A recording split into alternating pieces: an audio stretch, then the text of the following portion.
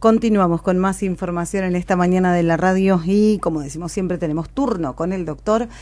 Como no teníamos mucho con el tema de la pandemia y el COVID, hay un brote informado por el Ministerio de gripe A. Justo la semana anterior hablábamos del tema de la importancia de la vacunación, pero vamos a hablar de todo esto con Julio Saleme, que ya está en línea. Julio, buen día, muchísimas gracias por atendernos. ¿Qué tal, Andrea? Buen día, ¿cómo estás? Muy bien. Sí, un poco queríamos hacer foco en esto que, digamos, lo charlamos la semana anterior por el mes que estábamos transitando, y para decir, tomamos las precauciones del tema de la gripe y la neumonía, que es lo que corresponde hacerse en determinados grupos etarios en abril, marzo, abril, para tener inmunidad. Pero acá ahora resulta que apareció gripe en momentos en que no es tan frecuente, tan común que aparezca la gripe, que normalmente lo hace de junio para adelante. Y ha aparecido, ahora en marzo, y en cantidades importantes, con 6 muertos, por lo menos yo conozco reportados, por gripe. En el caso es la gripe A, que recordarás que hace como 10 años hubo, que es la variante H3N2, que está dentro de lo que uno se vacuna todos los años, no es una vacuna en especial. Produce síntomas, fundamentalmente provincia de Buenos Aires, vamos a ver primero los lugares donde está. En Tucumán, Córdoba, Santa Fe y provincia de Buenos Aires son donde más casos se han reportado. Vamos a los síntomas, produce síntomas muy parecidos a los del COVID, como cualquier gripe. Gripe fuerte, fiebre, dolor de cuerpo, dura un poco más los síntomas, quizás hasta la semana, 5 días por lo menos de fiebre. Después puede venir acompañado de tos seca, dolor de garganta, rinitis, que es inflamación en la nariz, ¿no es cierto?, con secreción mucosa, y a veces secreción acuosa, fundamentalmente, que parece como que fuera una alergia en los ojos. Que producen mucha irritación, ¿no es cierto?, en ese caso, que son, en realidad, lo que se tapan son los conductos que comunican, digamos, el ojo con la nariz, se tapan por la inflamación esta del virus, y lo que hace es un derramamiento de lágrimas que no pueden caer por el lagrimal, ¿no es cierto?, al tracto respiratorio. Bueno, esto más o menos es muy parecido, verás, como estarás escuchando, a lo que pasa con el COVID. Entonces se pueden confundir los cuadros. La vacuna, 1.200.000 dosis, que a comparación de la cantidad que entraban contra COVID parece que fueran pocos, pero son suficientes. Ya están en el país 1.200.000 dosis de la vacuna antigripal que contiene la vacuna contra la gripe A, incluida ahí adentro, y toda la gripe que ha circulado en el invierno anterior en el hemisferio norte, que así es como se hace todos los años. Esos ya están en el país, y mañana viernes empezaba la distribución, entre el viernes y el lunes, en las provincias, y después de las provincias los municipios, cosa que nosotros calculamos que para fin de marzo, primeros días de abril, seguramente, si la logística anda bien, nosotros tendremos esa vacuna en Pehuajó. Hay que vacunarse, como siempre está la recomendación, que ya la dijimos hace una o 2 semanas atrás, mayores de 65 años, en este caso acompañados de la vacuna para neumococo, Neumovax o cualquier otra marca, y hay que vacunar los inmunodeprimidos, o sea, con enfermedades concomitantes, con cualquier edad, ¿no es cierto?, de los 6 meses en adelante. Eso ya no más de los 65, sino de 6 meses en adelante, a toda persona que tenga, desde los 2 años hacia adelante, a toda persona que tenga, digamos, síntomas, porque dentro de los de 0 a 2 años, alrededor de los 6 meses, está en el plan de vacunación obligatorio. Bien. Por eso hago esta salvedad. Eso en cuanto a la gripe. Hay que cuidarse prácticamente con los mismos métodos que usábamos para el COVID, que usamos todavía para el COVID, porque sigue siendo pandemia, quiero recordar. Sigue habiendo muertos, sigue habiendo contagios, hay en algunas zonas en el oriente, en China, en la semana pasada hubo un toque de queda prácticamente, o más todavía, de una población de 2 millones de habitantes, que solamente permiten 2 veces por semana salir a hacer compras y nada más.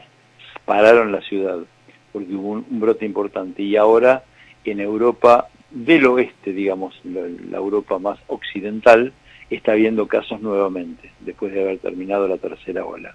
O sea que hay que tener muchísimo, no hay que bajar la guardia. Esto es lo que estoy diciendo. Acá en la Argentina bajó muchísimo, la tercera ola pasó, y si no hubiera más contagios, yo creo que nos encaminamos tranquilamente y no aparecieran nuevas variantes.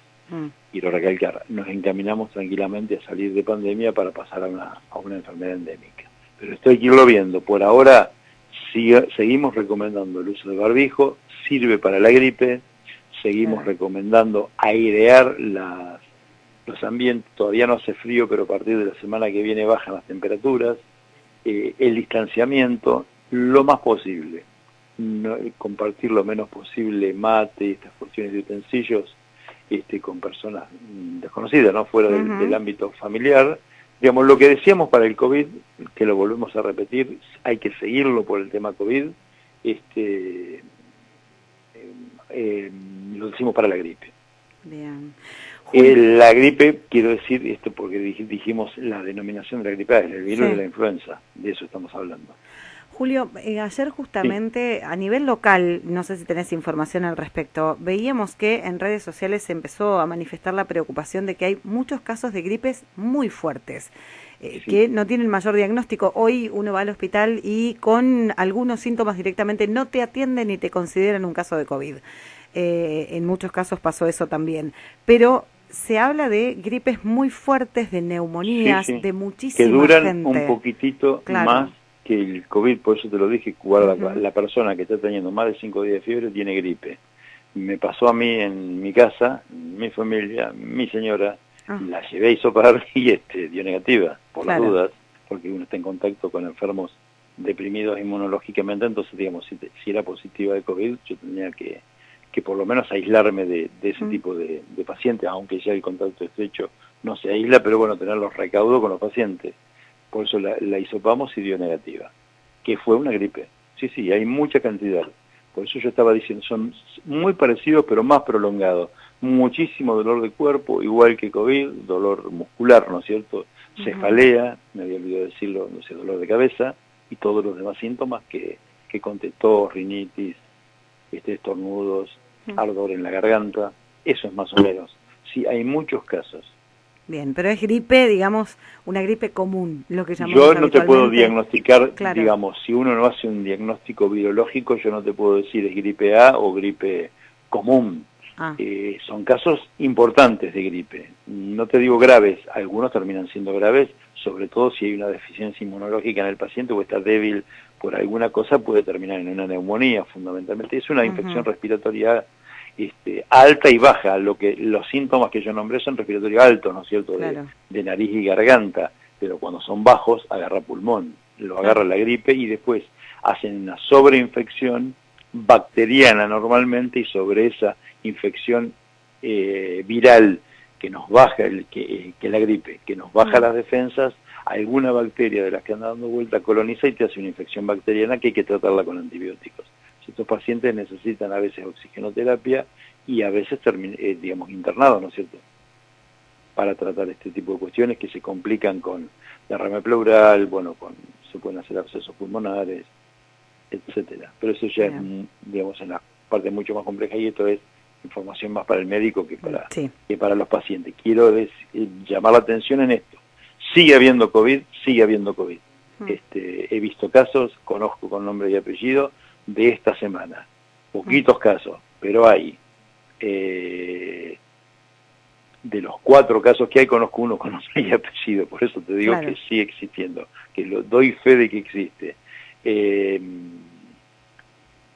Y acabo de ingresar en este momento, hace un ratito, un paciente aquí en diálisis, que viene de Deró, que con PCR positiva, ¿tá? Al que lo tratamos aislado, bueno, tenemos todo el protocolo para eso.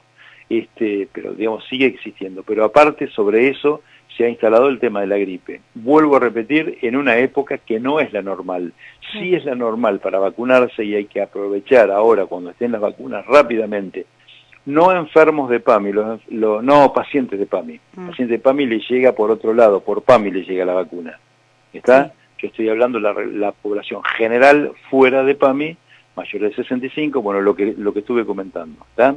De eso estábamos hablando, que va a llegar seguramente a fin de mes. PAMI ya viene por otro lado. ¿Está? A los pacientes de PAMI. Bueno, vacuna, quiero completarte con otro dato que seguramente en medios nacionales lo han visto y en Pehuajó yo conozco también casos que ya están dando turnos para la cuarta dosis.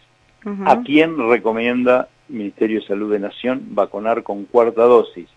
A los inmunodeprimidos, de nuevo, de 2 años para adelante y más de 50. De 2 años para adelante, los que se hayan vacunado con Sinopharm. ¿Está? Porque menos de 2 años, acordate que para los bebés, la que está única que está recomendada es Sinopharm. O sea que esos no hay que darle la cuarta dosis.